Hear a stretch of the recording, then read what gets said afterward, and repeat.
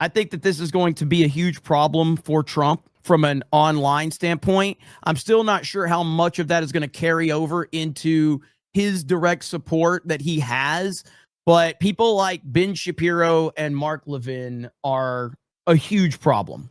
And this right here, Mark Levin reads private text messages with Tucker revealing that Turning Point wanted the two men to debate. And so here is Mark Levin, and you just listen to it for yourself. I got a very strange text this morning from Tucker Carlson, 10:16 a.m. I'll read it to you for verbatim.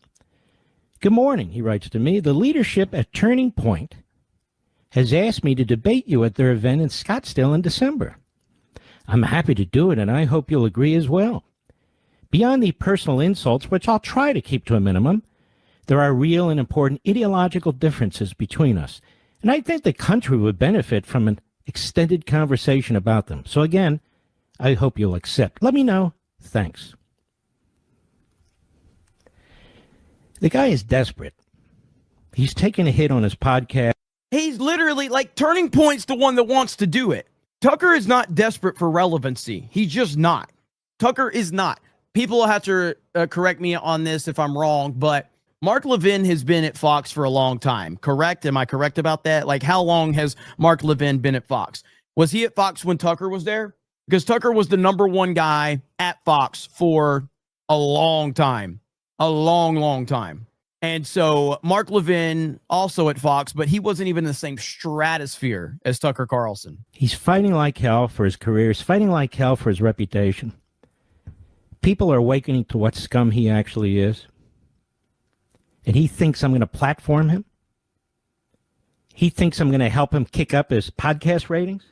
See, and this is where this is the problem, is the platforming word. I think Tucker Carlson has a ton of criticism you can throw against him. I'm not here to defend Tucker Carlson per se. I'm just not. When it comes down to how people like Mark Levin and Ben Shapiro are acting, to me, that's why they're losing the PR battle in a drastic way right now. While when you're talking about platforming people, platforming. What would Charlie say? What would Rush say? Bro, Charlie liked Tucker. What are you talking about?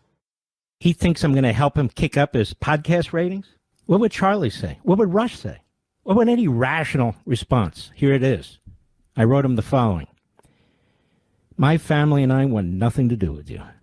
What you've become, your vile libels against my faith, millions of Christians, and in my view, what you seek to do to our country.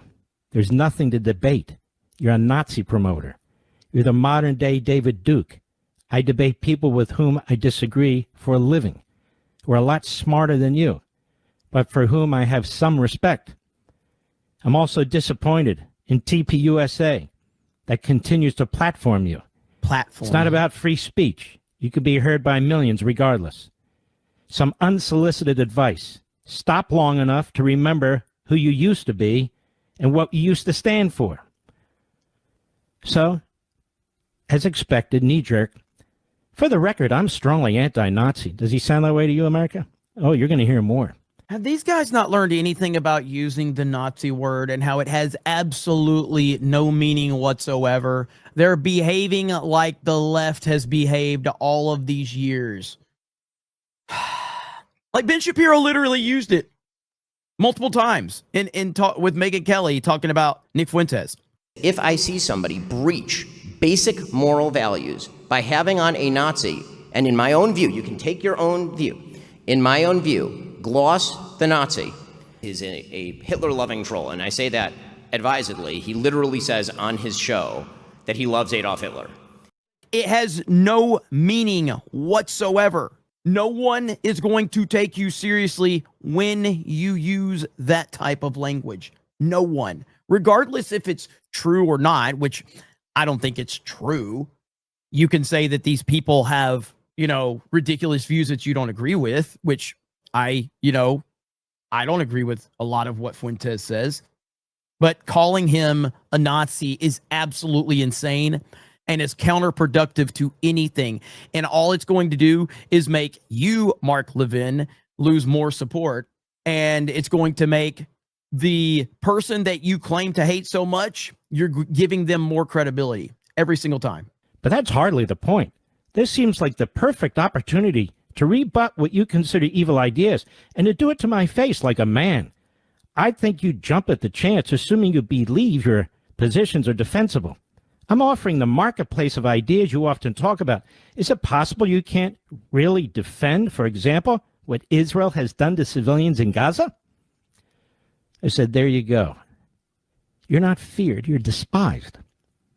Well, you're a coward, and if you change your mind, I'm here. Thanks.